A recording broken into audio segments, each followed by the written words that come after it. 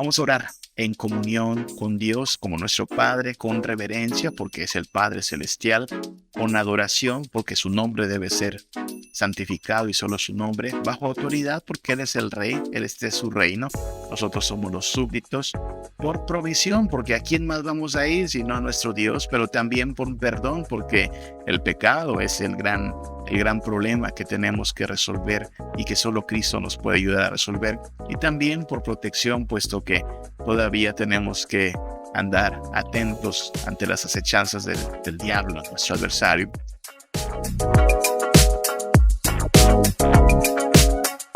Espero que al orar esta noche ore con confianza a su papá, ore con confianza en Cristo y en el Espíritu Santo y nos deleitemos en el hecho de que Él tiene cuidado de nosotros.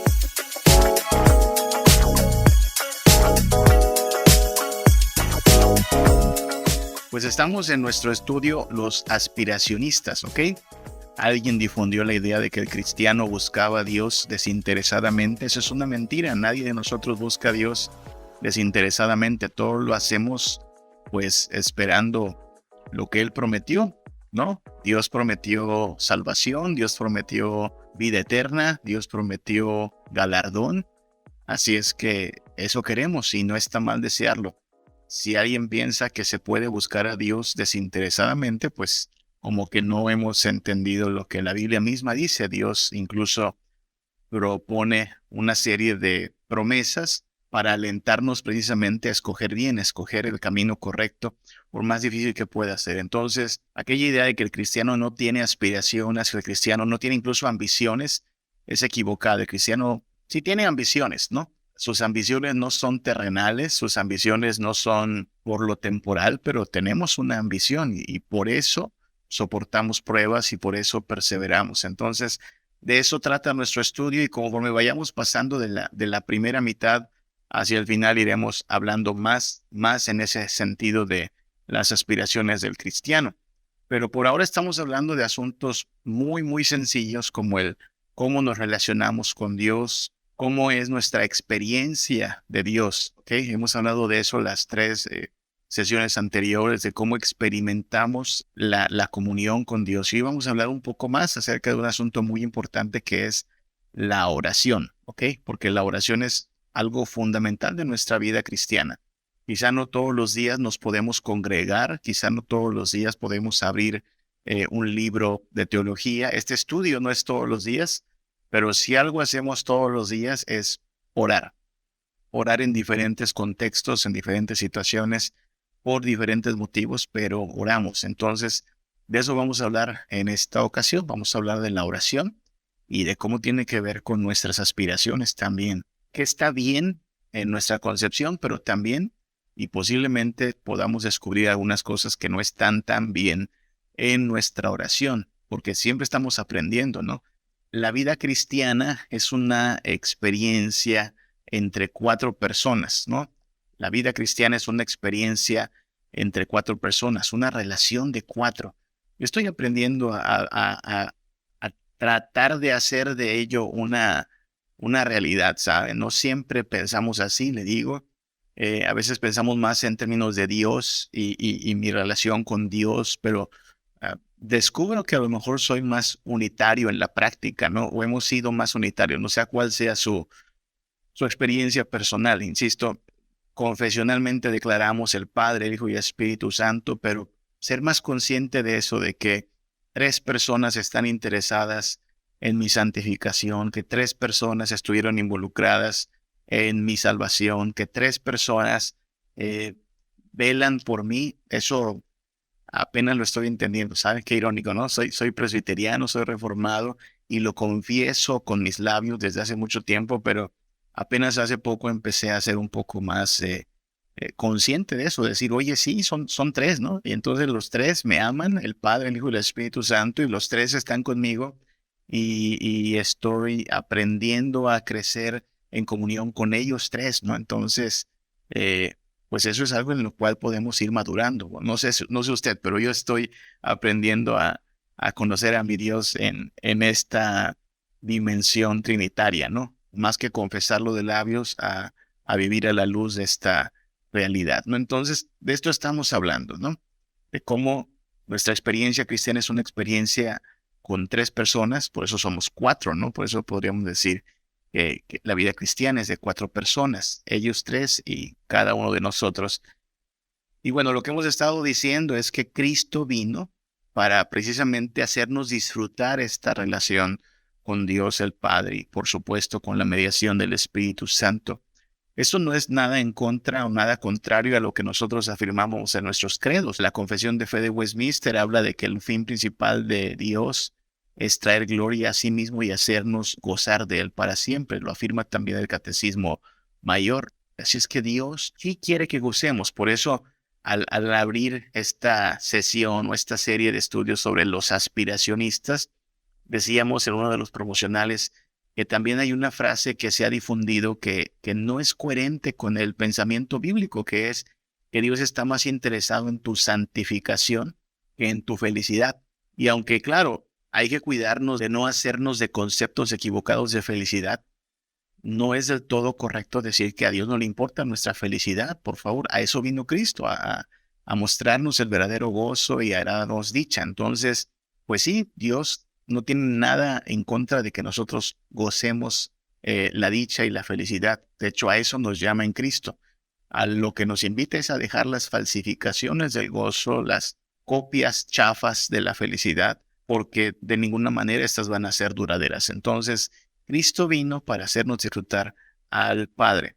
Y hemos estado diciendo, hace 2 miércoles decíamos que en cada placer podemos gozar de la generosidad del Padre. Y otra vez, no sé cuántos hemos hecho nuestra tarea de encontrar 24 motivos para dar gracias a Dios, motivos que pueden ir de lo más básico, ¿sabe? Motivos que pueden ir de lo más sencillo, si lo quiere ver así. Hoy estoy agradecido porque mis cactus están creciendo, ¿sabe? Un día iba caminando por acá, por mi aldea, y vi unos cactus ahí en la carretera, y ya ve que los cactus van saliendo como pequeñas bolitas una encima de otra. Y dije, bueno, voy a arrancar esta pequeña y me la guardo, ¿no? Llevaba una bolsa, la guardé. Estaba en la carretera, no se lo robé a nadie, es propiedad pública, ¿no? Y entonces traigo ahí una bolita de cactus, la sembré y fue saliendo otra y otra, y ya cada cactus mide como medio metro, muy rápido. Y me gusta cómo se ve, me gustan esas plantitas porque no son muy delicadas. Y hoy me di cuenta de que Dios ha hecho crecer a mis cactus. Estoy contento por eso, estoy contento porque está haciendo fresco y me gusta el fresco. Estoy contento porque Martita pudo ir al seguro hoy y la atendieron bien, gracias a Dios. Y bueno, no quiero hacer aquí una larga lista de mis 24 motivos, pero le animo a que no deje terminar este día sin ir en comunión con el Padre y darle gracias por tantos motivos como pueda. Y en cada placer, en cada deleite, en cada momento de gozo, en cada degustación de su bondad, de su misericordia, de su provisión, podemos ver que allí está la generosidad del Padre. También decíamos la semana pasada que asimismo en cada aflicción podemos contar con la compasión del Padre. Dios no está ausente, Dios no está desinteresado, Dios está involucrado en bendecirnos, en fortalecernos, en compadecerse de nosotros. El Espíritu Santo lo hace también. Me llamó la atención que en Romanos capítulo 8 dice que el Espíritu Santo intercede por nosotros con gemidos indecibles. Pero también Romanos 8 dice que nosotros gemimos. ¿Ha oído aquello de llorar con los que lloran? Bueno, el Espíritu Santo llora cuando nosotros lloramos, cuando nosotros gemimos, Él gime con nosotros, Él es empático con nosotros, ¿no? Y Jesucristo también se compadece de nosotros. Un libro como Hebreos dice que tenemos un sumo sacerdote que se compadece de nosotros, que fue probado en todo, tentado en todo, pero Él mismo soportó y se mantuvo sin pecado. Entonces, tanto el Padre como el Hijo, como el Espíritu Santo, se compadecen de nosotros en nuestras luchas, en nuestras aflicciones. Ahora, hoy vamos a hablar en particular del aspecto de la oración, como ya lo habíamos mencionado ahorita al comenzar. Si algo hacemos los cristianos es orar. Y nuestra oración es trinitaria, ¿no? Oramos al Padre bajo la dirección del Espíritu Santo y oramos en nombre del Hijo. Así es funciona la dinámica de la oración, ¿no? Hay que recordar que no solo los cristianos oran. Fíjese que es algo importante porque la oración no es algo único del cristianismo. Los musulmanes también oran. De hecho, los musulmanes oran 5 veces al día, ¿no? Pero oran a un Dios falso. Alá no es el Dios del cristianismo. Los brujos oran. Los brujos oran también. Incluso los católicos romanos también oran. Pero la mediación de los católicos es por María, María Auxiliadora, ¿no? Al menos los que son romanistas. Y la oración de los brujos, pues es quién sabe a qué ente o espíritu por ahí ellos crean, ¿no? Pero no solo los cristianos oran, ¿ok? Ahora, solo la oración cristiana es la que tiene efectividad porque es la única oración que llega al Dios verdadero porque lo hacemos a través del único mediador que es Jesucristo. Pero lo recalco porque entonces hablar de la oración podría ser algo muy amplio. Y estamos hablando sobre la oración cristiana. Vamos a hablar de ello. Es la única oración efectiva, insisto, cualquier otra oración no ayuda. Y por eso hay que tener cuidado incluso en cómo nos acercamos a la oración, porque mucha gente habla de orar como algo que hacen todos en común, en cierta espiritualidad. Hay incluso un movimiento que es el movimiento ecuménico, que trata de, pues, difundir la idea de que finalmente todos los credos, todas las espiritualidades tienen algo de bueno y entonces se pueden unir en una reunión de oración, por ejemplo, musulmanes, budistas, hindús, cristianos, católicos, ortodoxos, chamanes, brujos, y todos elevar plegarias a quien quiera, porque finalmente la oración es la que tiene poder, ¿no? Ese pensamiento es bastante equivocado. La única oración que llega a Dios es la que es obrada en nombre del Hijo y por la mediación del Espíritu Santo, ¿ok? Y de eso estamos hablando, de la oración en términos bíblicos, la oración cristiana. Mateo capítulo 6 nos habla de la oración, de labios del mismo Jesús. Jesús allá en Mateo capítulo 6 fue muy directo en hablar, ¿saben? En Mateo 6, del 5 al 6, fue muy directo en decir cuál es la clase de oración que él no espera. Él dijo, cuando ores no seas como los hipócritas. Wow, o sea, es una palabra muy fuerte, ¿no? Hipócritas. Quiero decir, yo crecí en la iglesia, hermanos, y muchos de aquí crecimos en la iglesia y crecimos cantando alabanzas y repitiendo textos y asistiendo a los cultos desde pequeñitos. Y entonces, si yo tuviera que dar mi testimonio, hermanos, yo no sé lo que es estar drogado, yo no sé lo que es vivir en promiscuidad, yo no sé lo que es irme a la cárcel arrestado. Muchos de estos pecados no los cometí, pero si de algo me tengo que arrepentir muchísimo es de mi hipocresía, ¿no? O sea, la gente religiosa, quizá el pecado más común es la hipocresía, fingir lo que no eres, aparentar. Y Cristo está llamándonos desde aquí. Y si se da cuenta, Cristo no le da vueltas a las palabras. Dice, cuando ores, no seas hipócrita. No seas como los hipócritas. Ellos aman orar en pie en las sinagogas. Imagínense eso, ¿no? Llegaban a la sinagoga esperando que les asignaran la oración del día, ¿no? Aman, les encanta orar y que los vean, ¿no? En las esquinas de las calles. Imagínense ahí en plena calle ponerse a orar para que la gente vea cuán espirituales, cuánto oran estas personas. Ya tienen su recompensa, dice Jesús. Es decir, eso es lo que querían, eso es lo que tienen. Ya los vieron, ya aparentaron. Eso es todo lo que hicieron. Contrario a eso, Jesús dice, no, cuando tú ores, entra en tu aposento y cerrada la puerta, ora a tu Padre que está en secreto. Y tu Padre que ve en lo secreto, te recompensará en público. Aquí tenemos ciertas pautas de parte de Jesús, ¿no? Porque está diciendo, mira, la oración de entrada es algo más íntimo, más personal. No se supone que sea algo público. Al menos no fue diseñado para ser algo principalmente público. Y ahí es donde a lo mejor ya tenemos que cuestionar cuánto de esto hemos entendido respecto a la oración.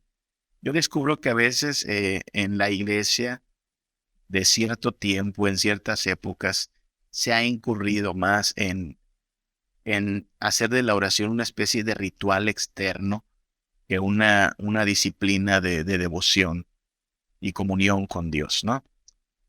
Hablaremos un poquito más adelante de esto, pero Jesús está estableciendo las pautas. Vamos a orar y la oración debe ser sin hipocresía y debe ser buscando intimidad con Dios, comunión con Dios, sin palabrerías.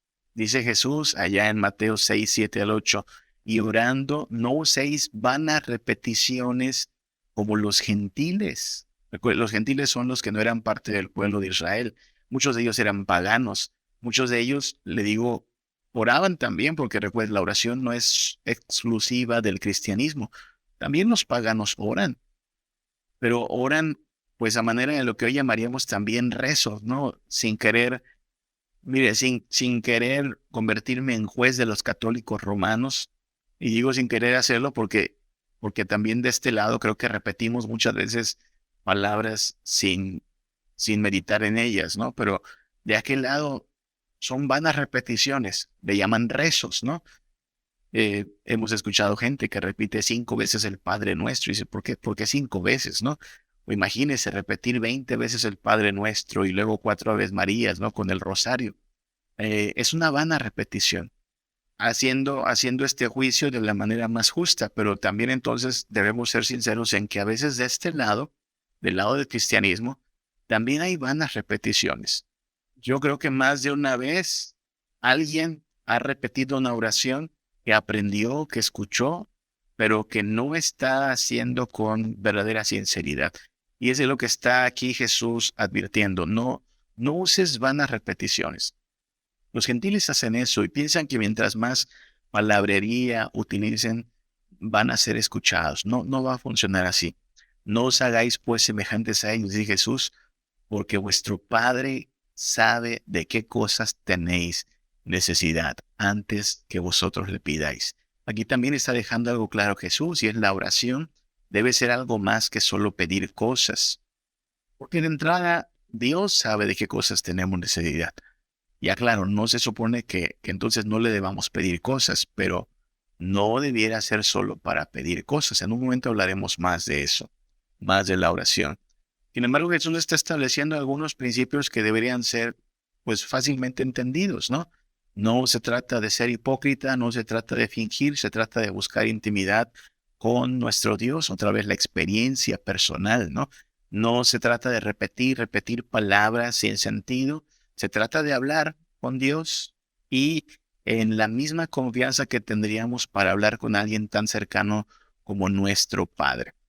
Y aquí entonces la pregunta que hay que hacernos es, ¿qué experimentamos al orar? ¿Por qué habríamos de orar? ¿No? No solo hablamos de lo que dice la Biblia acerca de la oración, que podemos decir muchas cosas, sino de la experiencia del orar. El día de hoy hemos orado, hermanos, pero ¿cuánta de esa oración fue una oración sincera de comunión con Dios? Mire, no quiero aquí balconear a nadie, pero yo creo que, por ejemplo, muchas veces la oración típica que se hace a la hora del almuerzo, de la comida, o las 3 comidas del día, sin proponérnoslo, o sea, sin decir quiero ser un hipócrita o un repetidor de palabras como cotorrito, muchas veces es una oración mecánica, ¿no? Gracias te damos, Señor, por estos alimentos que nos has permitido tener hoy. Gracias por las fuentes de donde proviene y te pedimos que no le hagan falta a nuestros hermanos y que sean para nuestro provecho. Por Cristo Jesús, amén. Más o menos se parece a su oración por los alimentos. ¿Por qué se ha vuelto algo mecánico? Y otra vez, el primer miércoles que hablábamos de esto decíamos, es que podemos crecer en comunión con Dios. Podemos conocer más a Dios. Son muchos los matrimonios, esposas y esposos que en general llegan al momento en que surge una queja muy natural y es, ya no hablamos como antes, ¿no? O sea, damos por hecho que nos conocemos, damos por hecho pues que ahí estamos, ¿no? Pero no hay comunión ya. Y entonces lo que necesitamos es avivar esa comunión, sí se puede, pero hay que aplicar voluntad, ¿no? Y eso mismo pasa con nuestro Dios también. No debiera ser que caigamos en cierta monotonía religiosa, De manera que ya la oración es un ritual cotidiano, pero no hay mucha meditación en ello. Estamos hablando de personas, no estamos hablando de comunión con las personas de Dios. Y esta comunión con las personas de Dios requiere de cultivar esa relación. Entonces, solo antes de hablar un poquito más acerca de algún panorama de la oración, consideremos lo que allí en Mateo capítulo 6 el mismo Jesús establece como una pauta, ¿no? Vosotros pues oraréis así, sigue diciendo a partir de los siguientes versículos en Mateo capítulo 6. Y usted sabe la oración. Creo que todo cristiano ha memorizado esta oración. Mis hijos, que son un enano de 5 y la otra nena de 11 años, la repiten de memoria cada noche, ¿no? Ahora, mi anhelo, mi interés y mi trabajo como papá es que ellos aprendan que no es solo repetirla, sino meditar en lo que estamos diciendo. Entonces, esta oración es la oración más difundida y más conocida del cristianismo, la oración del Padre Nuestro. Podríamos hablar hasta por una sesión más o una serie más de estudios solo del Padre Nuestro, pero vamos a resumir algunas ideas, ¿sí? ¿De qué hablamos al orar el Padre Nuestro? Es una oración modelo, recordemos. No se supone que todas nuestras oraciones sean solo una repetición del Padre Nuestro. Es una oración modelo, ¿sí? Palabras más, palabras menos, y de aquí, si meditamos, se va a otros asuntos, pero comencemos por algunos términos. Padre Nuestro, así dice la oración, ¿no? Padre Nuestro. Y desde ahí ya podremos decir que orar es algo que ocurre en comunión con Dios. Lo que está diciendo Jesús en Mateo 6 es una innovación, porque no va a encontrar usted un salmo que comience con la expresión Padre Nuestro. En el Antiguo Testamento Israel no tenía todavía esta noción de tanta familiaridad con Dios, ¿no? Moisés no oró nunca Padre Nuestro, David no oraba Padre Nuestro. A veces se hablaba de Padre, pero más como una metáfora, ¿no? O como en términos de creador, pero no con esta cercanía de decir incluso Abba Padre, como lo dice el hermano Pablo en Romanos, ¿sí? Pero acá hablamos de Padre Nuestro. Podemos tener comunión con Dios. Cristo vino a hacer posible eso. Y comunión significa eso, familiaridad, cercanía, confianza, que estás en los cielos. Por otro lado, y esta es la tensión de la oración, ¿no? Así como Dios es alguien con quien con confianza podemos entablar una conversación, al mismo tiempo debemos recordar que Él es celestial, o sea, Él es trascendental. Nosotros no estamos al mismo nivel que Dios. Ya Isaías lo dijo, ¿no? De parte de Dios dijo, mis pensamientos no son vuestros pensamientos. Yo estoy por encima de ustedes. Así es que Él es el Padre nuestro que está en los cielos. Y por eso la oración es tanto una mezcla de comunión, sí, de confianza, pero al mismo tiempo de reverencia, ¿no? Estoy acercándome a Dios y eso es lo que causa sorpresa, ¿no? Este Dios celestial, majestuoso, que en este momento está sosteniendo la Tierra en su lugar y los planetas y cada galaxia, que en este momento sostiene el aliento de todos los seres humanos, asimismo quiere ser mi papá. Eso es bastante sorprendente, ¿no? Es un Dios celestial y al mismo tiempo un Dios cercano. La petición santificado sea tu nombre habla de que queremos que Dios sea reverenciado, adorado, reconocido, celebrado. Y eso implica que entonces nosotros menguamos, ¿no? Aquí la gloria no es para nosotros, aquí la grandeza no es para nosotros, aquí el único nombre que debe ser santificado es el nombre de Dios. Por eso esta oración está enmarcada de adoración.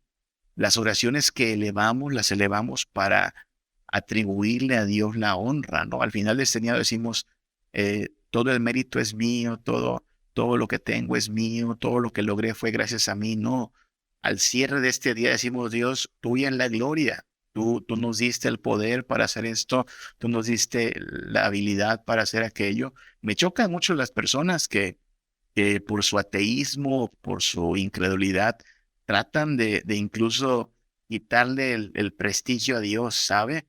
He visto personas que por su incredulidad, ante solo la frase gracias a Dios, se molestan, se molestan.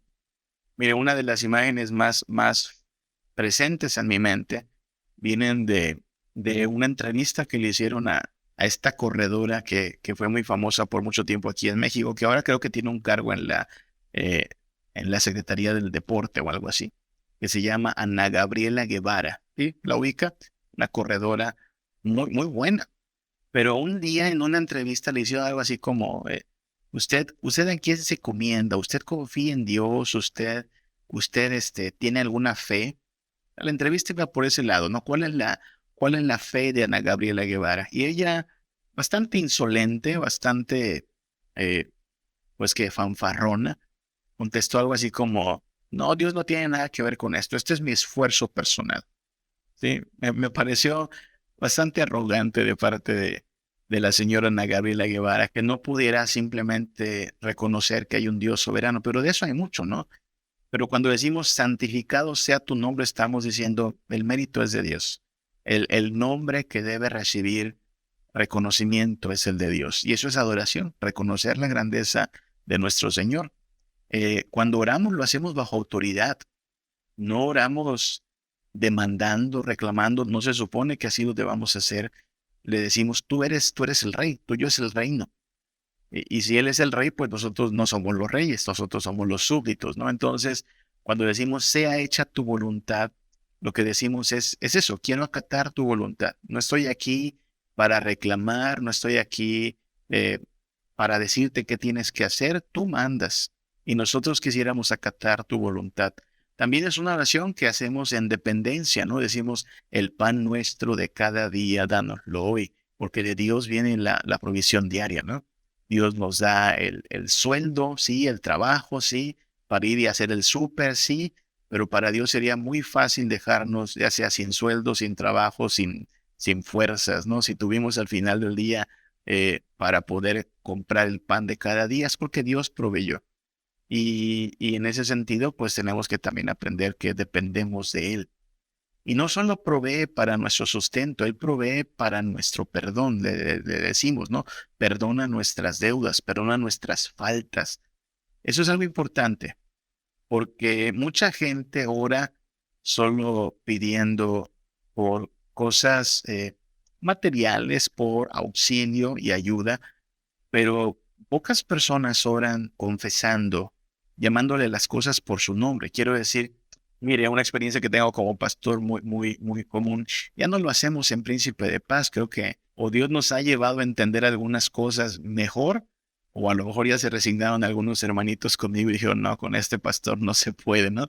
Pero cuando acababa de llegar, me acuerdo que perduraba la costumbre de que en la oración pastoral, ¿no? En la oración pastoral se le hicieran llegar al pastor unos papelitos y ahí se apuntaban las peticiones, ¿no? Cada quien traía peticiones, entonces se apuntaban y esos papelitos los tenía que leer el pastor en la oración. Entonces imagínense en la oración, pues podía tardar como unos 10 minutos, ¿no? Porque había que leer cada papelito, ¿no? Dios, la hermana fulana te pide esto, el hermano Sotado te pide esto, el hermano Perengano pide esto, ay, el hermanito fulanito, su hijo tiene esto. Entonces, es una oración de peticiones, ¿no? Mi convicción es que, miren, a lo mejor podríamos haber hecho esta lista de papelitos, pues una lista y difundirla a la iglesia entre semana para que no solo el pastor, sino toda la iglesia estuviera orando, porque nosotros sabemos que no solo el pastor es escuchado, ¿verdad? Dios escucha a cada uno de sus hijos. Creo que todos debemos orar, no solo el pastor, y no solo en el momento del culto debemos orar, ¿ok? Pero otro día hablamos de las formas. Sin embargo, hablo de esto porque me sorprendió que nunca recibí un papelito que dijera, pastor, pida perdón porque me dejé llevar por el chisme, pida perdón por mí porque no he pagado mis deudas, pida perdón por mí porque me llené de ira y le grité a mi esposa, pida perdón por mí porque tengo pensamientos lujuriosos. Qué interesante, ¿no le parece? Porque estamos a lo mejor más listos para hacer una lista de necesidades. Y curioso, porque Jesús acaba de decir en Mateo 6, si ya lo leyó un momento antes, que el Padre sabe de qué cosas tenemos necesidad. Entonces, pues como que no anda falto de información Dios, ¿no? Sabe de qué cosas tengo necesidad, pero no aplicamos o no se aplica generalmente ese rigor para hablar del perdón, ¿no? Al menos somos muy específicos para todo lo que queremos, ¿no? Ay, Señor, la salud y el trabajo y el camino que voy a tomar y las decisiones y esto y ayúdame con eso y aquello. Pero ¿qué onda con los pecados, no? Un día se me ocurrió, hace tiempo también, o ha sido un proceso de aprendizaje, ¿no? Había oraciones de confesiones, ¿no? En algún momento en los cultos tenemos cierto momento de oración de confesión. Pero ahí me doy cuenta que nos volvemos muy genéricos, ¿no? Dios, tú sabes todas las cosas que hemos hecho malas que no te agradan. Tú sabes todo lo que hemos hecho en contra de tu voluntad. Ahí como que sí lo dejamos muy general, ¿no? Tú lo sabes. Y un día se me ocurrió solo llamarle las cosas por su nombre, ¿no? Dios, sabes cuán hipócritas hemos sido, cuán mentirosos hemos sido, cuán injustos somos, cuán pronto somos para mirar la paja en el vecino y no miramos la viga en el nuestro, cuán farsantes somos, cuán irresponsables somos, cuán perezosos somos. Perdona a aquel que ha sido chismoso, perdona a aquel que ha sido alguien mañoso, perdona a aquel que ha procurado dañar a su prójimo, al envidioso también, un montón de cosas que traté de decir. Y al final un hermano me preguntó, ya pues, había necesidad de ser tan explícito en eso, ¿no? Había necesidad de ser tan explícito en las cosas que dijo. Qué interesante, ¿no? Porque a los pecados como que eso sí los dejamos todos en manos de Dios sin que caigamos en detalles, ¿no? Y aquí en el Padre Nuestro, el Señor nos llama a pedir perdón por nuestros pecados, perdónanos nuestras ofensas y luego líbranos del mal. Que una traducción un poco más exacta sería líbranos del maligno, ¿sí? Porque la palabra está en esta forma, el maligno, que es nuestro adversario, el diablo. Recuerde que el diablo es tentador, el diablo es mentiroso, es padre de mentira, entonces anda como león rugiente buscando a quien devorar. Sus acechanzas son tremendas y por eso le pedimos que no nos deje caer en la tentación, que nos libre del maligno. Y obviamente la única forma de ser librado del maligno es sometiéndonos a Dios. Eso dice Santiago, ¿no? Someteos a Dios, resistid al diablo y huirá de vosotros. Entonces, así es como debemos orar en general, ¿no? No estamos abundando mucho en esto, oramos en comunión con Dios como nuestro Padre, con reverencia porque es el Padre Celestial, con adoración porque su nombre debe ser santificado y solo su nombre, bajo autoridad porque Él es el Rey, Él es de su reino, nosotros somos los súbditos, por provisión, porque ¿a quién más vamos a ir sino a nuestro Dios? Pero también por perdón, porque el pecado es el gran problema que tenemos que resolver y que solo Cristo nos puede ayudar a resolver. Y también por protección, puesto que todavía tenemos que andar atentos ante las acechanzas del diablo, nuestro adversario.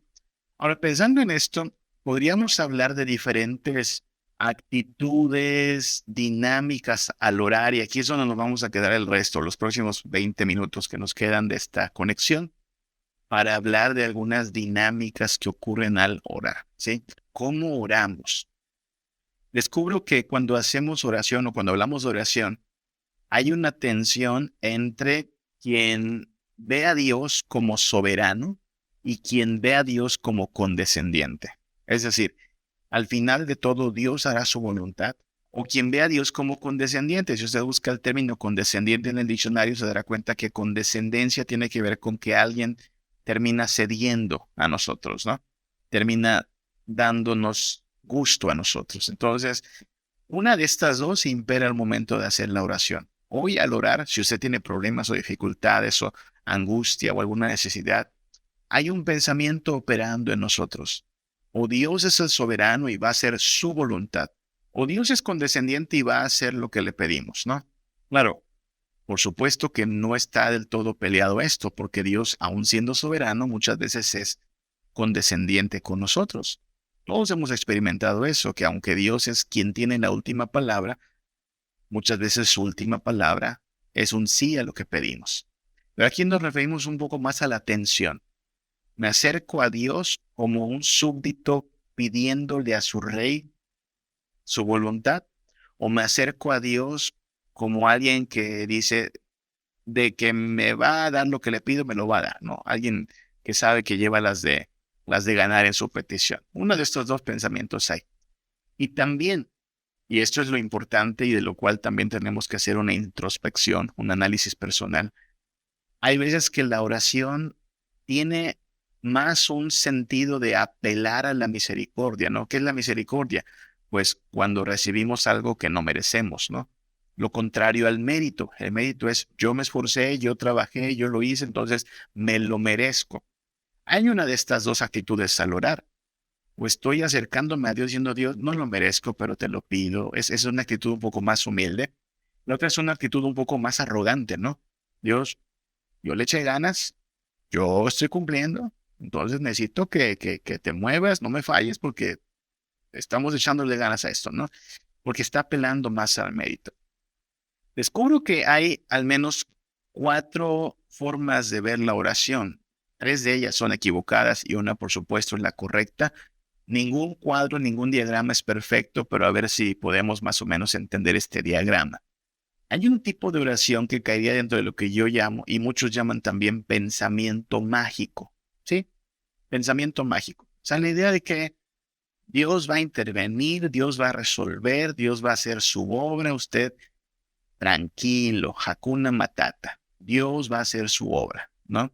Porque Dios es condescendiente, Diosito está pues a mi favor, Dios me va a ayudar y porque Él es bien buena onda, porque es misericordioso, ¿no? Entonces, tranquilo que todo está en manos de Dios y todo se va a resolver porque Dios pues está de nuestro lado, ¿no? Ahorita veremos cómo eso es un poco más puntual por los siguientes pensamientos que vienen, pero ese sería el pensamiento mágico, ¿no? Dios es bueno, Dios está conmigo, Dios me va a ayudar, Dios lo va a resolver y usted solo tenga fe. Y así es como muchos se mueven en la oración. Por otro lado está lo que llamaríamos la confesión positiva. Algunos de ustedes están familiarizados con esto, no sé. Algunos de ustedes a lo mejor crecieron en un entorno donde esto era lo que se enseñaba, que es la confesión positiva, donde la persona por confesar algo, por declarar algo, está ya atrayendo aquello que está pidiendo, ¿no? O sea, yo declaro que mi hijo Axel está sano. Hoy él anda un poquito como que le dio una especie de alergia, entonces salió un mocosito desde ayer y hoy tiene un poquito más, pero es una alergia, ¿ok? Pero yo declaro que está sano. Yo desato sanidad, declaro sanidad, reclamo sanidad, porque confieso positivamente. Es una forma de pensar que se infiltró a la iglesia de hace varias décadas para acá, donde Dios termina siendo condescendiente, sí, apelamos a la condescendencia de Dios, porque Él tiene que cumplir lo que pedimos, pero aquí es donde se apela al mérito, porque el mérito está en que yo lo confiese, ¿no? Yo no voy a decir que estoy enfermo, porque eso es hablar en derrota. Yo voy a hablar en victoria. Yo proclamo, yo declaro, yo decreto, porque yo. Entonces, estoy esforzándome, confiando en que Dios va a ver ese esfuerzo, porque Él tiene que ser condescendiente conmigo. Entonces, más o menos por ahí anda el movimiento de la confesión positiva. Y otra forma de oración, que ojo, a veces si estamos en un patrón equivocado de oración, como que vamos de uno a otro de estos extremos. O sea, es muy fácil ir del pensamiento mágico a la confesión positiva al pietismo penitente. ¿Qué es el pietismo penitente? Déjenme explico la palabra pietismo. Si usted busca en el diccionario pietismo hace referencia a esta religiosidad que se enfoca en cumplir con ciertos rigores de la fe o de ciertas prácticas. Ejemplo, todos los días tienes que hacer tu devocional de 5 de la mañana a 6 de la mañana. Todos los días, porque hay que hacerlo, tienes que hacerlo porque Dios ordena que tú hagas tu devocional.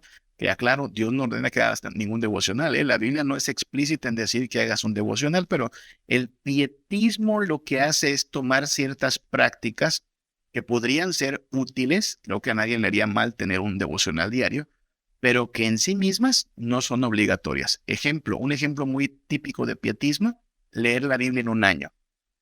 Si usted ve, ya se acerca el año nuevo y empieza a ver calendarios de lectura en un año para la Biblia. Ah, claro, ¿haría bien leer la Biblia en un año? Claro que haría bien. Pregunta, ¿tiene que leer la Biblia en un año todo cristiano? No, no, no es un requisito de la vida cristiana, ¿eh? No lo digo para que alguien sea aquí negligente, simplemente no es algo que Dios ordene, ¿no? Pero el pietismo penitente ya no tienes que hacerlo. Salió hace tiempo una película respecto a la oración que se llamó Cuarto de Guerra. No sé cuántos vieron esa película, pero la idea es, debes tener un cuarto de guerra. O sea, de pronto, de por sí, si las casitas de Infonavit, pues apenas cabíamos las pocas personas que vivimos ahí, me dice, ahora hay que habilitar un cuarto de guerra porque hay que orar en el cuarto de guerra. Ah, caray, ¿por qué no puedo orar donde yo quiera? En mi sala, en mi comedor, no, cuarto de guerra. Y entonces el pietismo sería el ver como que es un deber, ¿no? Un deber. Veladas de oración, días de ayuno, hermanos, las famosas vigilias de oración, ¿no? Vamos a orar toda la noche, esas famosas veladas de oración, ¿no? Pero velada de oración completa, porque muchos son de media velada. ¿O sea, acuerdan? La media velada era de 8 a 12 de la noche, ¿no? No, velada completa es de 8 de la noche a 8 de la mañana orando con fervor. No quiero aquí herir susceptibilidades, pero no hay un solo pasaje en la Biblia que sustente la necesidad de hacer tal reunión de oración, aparte de qué ganas de estarse desvelando, ¿no? Si somos sinceros, en más de una ocasión alguien empezó a roncar por allá, ¿no? Y si no, dio lugar a una especie como de mérito, por eso está de este lado, porque el pietismo penitente apela al mérito, ¿no? Nos esforzamos, nos desmadrugamos, 5 de la mañana porque fue culto matutino. Esos dormidotes que se quedaron hasta las 10 de la mañana en la cama, ellos no quieren buscar a Dios, pero los que sí buscamos a Dios, cumplimos. Un poco farisaico, ¿no? Y luego, lo que me parece que es la postura correcta es la de la que enseña el Padre Nuestro, ¿no? Donde, claro, Dios es soberano, Él está en los cielos, sea hecha su voluntad, pero Él es bueno. Entonces, nos movemos en esas dos dimensiones. Apelamos a su misericordia porque es un Dios bueno, pero nos sometemos a su soberanía. ¿Ok? Pensemos un poquito en la actitud al orar, porque el que se mueve del pensamiento mágico tiene una actitud de optimismo. Sí, él hace changuitos, ¿no? Sí, todo va a estar bien, piense positivo, pensemos lo mejor, todo va a estar bien, ¿no? Es muy optimista. El que habla desde el aspecto de la confesión positiva, él ora con autoridad, ¿no? Porque está muy empoderado en sí mismo, ¿no? Yo declaro, yo decreto, anda reprendiendo al diablo y cosas como esas, porque cree que tiene autoridad, ¿no? Cuando el único que tiene autoridad es nuestro Dios, ¿no? El pietista penitente, o sea, el penitente es como el que aguanta, ¿no? El que aguanta las 8 horas o las 12 horas de velado, se desmadruga porque hay que cumplir con Dios. Tiene desesperación al orar, ¿sí? Porque está todo el tiempo pensando, ay, habré orado suficiente, habré orado a la hora. No, hombre, me dormí, no pude levantarme a las 5 de la mañana a orar. Como que, como se ha puesto una meta tan estricta, está desesperado al orar. El que ora el Padre Nuestro tiene tranquilidad al orar. Es decir, ora, pero no está desesperado. Él sabe que finalmente la voluntad de Dios es buena, agradable y perfecta. Ahora, en el pensamiento mágico, ahí le va, Dios sirve solo para resolver nuestros males, ¿eh? La idea en el pensamiento mágico es, no, hombre, Dios va a resolverlo. Y aquí hay mucho, hermanos, forma de evadir nuestra responsabilidad. Aquellas frases como, lo pongo en manos de Dios o Dios va a hacer, tú tranquilo, no hagas nada porque Dios va a obrar. Es una forma de pensamiento mágico, una forma irresponsable porque incluso hay gente que no hace nada porque ya lo puso en manos de Dios. Por eso le llamamos esto pensamiento mágico, como si mágicamente se fueran a solucionar las cosas, ¿no? Estoy enfermo, pero Dios me va a sanar. Sí, pero si el doctor te dijo que dejes la coca, debes dejar la coca, ¿no? No tengo trabajo, pero Dios va a proveer. Sí, pero si no sales a buscar y tocar puertas, pues no va a pasar. Pero como piensas mucho de manera mágica, no sé, esperas a lo mejor que llegue el trabajo a tu casita, ¿no? O sea, la persona no se ve muy responsable. En la confesión positiva, la idea, yo sé que es extraña, pero la idea es incluso que Dios necesita mi fe. Por eso, si usted no tiene fe, no ocurre el milagro. Por eso, si usted no tiene fe, Dios no puede hablar. Dios está como atado de manos. En el pietismo penitente, Dios requiere mi esfuerzo. O sea, Dios está aquí, a ver, ¿cumpliste o no cumpliste? No le echaste ganas, ¿eh? No estás haciendo tu devocional. A Dios hay que buscarlo, pero con disciplina, ¿no? Entonces, mucho el énfasis en la disciplina, metódicamente. En la actitud que nos invita Jesús a orar es, no Dios adiestra mis manos. Fíjese qué importante, porque Dios me bendice, Dios me escucha, pero Él adiestra mis manos, es decir, Él bendice mi obra. Entonces, se parece mucho al dicho aquel que dice a Dios rogando y con el mazo dando, ¿no? Porque claro, lo pongo todo en manos de Dios, pero la oración no resuelve por sí sola las cosas, ¿no? Tiene uno que moverse en obediencia, tiene uno que hacer todo cuanto nos venga a la mano para hacer. La idea del pensamiento mágico es yo oro por soluciones, ¿sí? Tuve un problemita, entonces necesito una solución aquí, para que Dios me lo resuelva. En cambio, el de la oración, la confesión positiva es yo oro para recibir. Quiero más de esto, más de aquello. El pietista penitente ora para obedecer, ¿no? Para cumplir. Ya fui, ya cumplí, ya me desvelé, ya aguanté, ya hice lo que Dios quería. El que ora el Padre Nuestro ora por comunión. Quiero decir, con la actitud, ¿no? Oro al Padre mío por comunión. O sea, no lo hago tanto por el deber o por soluciones o para decir que eso a lo mejor sí está presente, claro. Dios me da soluciones, Dios me da bendiciones y oro porque obedezco a Dios. Pero la comunión es más importante, ¿no? Y por eso es lo que busco. O sea, yo no llego a mi casa por deber. Después de un día de trabajo, por ejemplo, no digo, ay, tengo que llegar a casa, ni modo, porque es mi deber llegar a casa. No, llego a mi casa por comunión. Quiero ver a mi esposa, quiero ver a mis hijos, ¿sí? No es tanto el deber lo que te mueve, sino la búsqueda de comunión. Cuando oramos con esta actitud del Padre nuestro, Dios es nuestro papá. Dios es nuestro Padre. Romanos 8 dice, Abba, Padre, es la forma en que nos acercamos a este Dios, con confianza. En cambio, en el pensamiento mágico, Dios es solo un accesorio, ¿no? Es una patita de conejo, es un amuleto de la suerte para que mis circunstancias mejoren. En la confesión positiva, Dios debe ayudarme, porque yo estoy reclamando mis derechos, ¿no? Por eso alguien dijo que no aceptaría un no por respuesta, porque Dios está obligado, básicamente. Y en el pietismo penitente, Dios es el que me premia, ¿no? Yo me esfuerzo y Él me premia. Y entonces, si se da cuenta, en esos tres cuadrantes equivocados, muchas veces nos hemos movido, o alguien a lo mejor tiene que confesar que se ha movido, ¿no? Buscando a Dios solo como un accesorio, solo de vez en cuando para ayuda, solo cumplir con un deber, pero no buscando comunión. Entonces, este cuadro, hay mucho que mejorarle ahí, pero espero que sirva para ver cómo, aunque muchos oran, algunos podrían estar haciendo de la oración lo que Cristo no quería. Dios quiere que oremos buscando comunión con el Padre, confiando que Él sabe lo que es mejor, descansando en que Él nos ama, Él sabe de qué tenemos necesidad. Lo que importa es la comunión con Él. Esta es una relación. La religión cristiana es una relación. Y en ese sentido, pues debemos buscar comunión con Dios. Confiamos en Él, pero lo hacemos buscando comunión. Oramos buscando comunión. Se acaba el tiempo, hermanitos, y hay que cortar aquí la transmisión.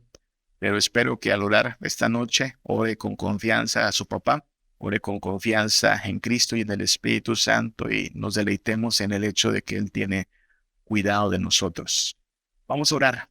Padre, te damos gracias por tus bendiciones. Tú sabes cuánto necesitamos, tú sabes cuánto pecamos, pero aquí lo más importante es que te conozcamos, te amemos, confiemos en ti, que crezcamos en comunión con tu Espíritu, tu Hijo y contigo, Padre. Gracias por hacerte cercano a nosotros y bendecirnos tanto. Nosotros descansamos en el hecho de que tú gobiernas y tú sabes lo que es mejor para nuestras vidas. Gracias te damos por Cristo Jesús. Amén.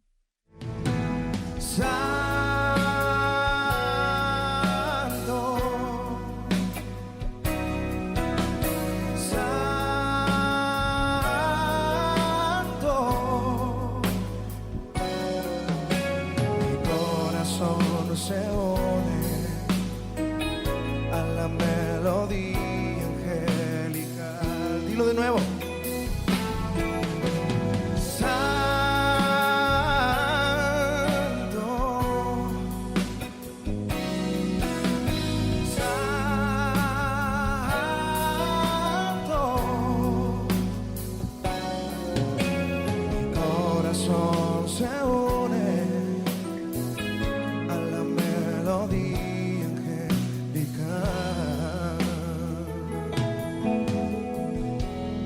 Qué dulce es estar delante de ti, Señor. Qué dulce es estar en tu presencia, contemplando la hermosura de tu majestad y reconociendo que tú eres Señor Todopoderoso y el gran yo soy. Qué dulce es estar en tu presencia. Dile, contemplando la hermosura